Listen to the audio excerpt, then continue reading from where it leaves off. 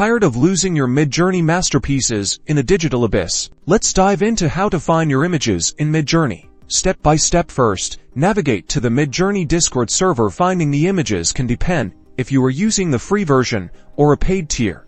The easiest way to find your images is using the search bar at the top right. Type from followed by your Discord username. This will filter the channel to only show your generations. Then, add keywords like cat or landscape to narrow it down further. If you have a paid subscription, your generation should also be in your DMs with the Midjourney bot. Go to your direct messages and look for the Midjourney bot in there.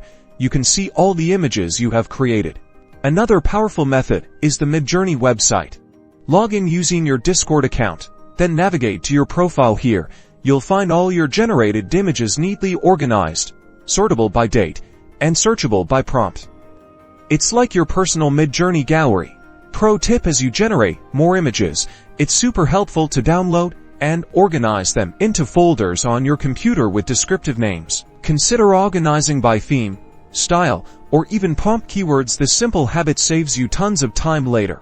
And that's how you find your amazing AI art. Happy creating!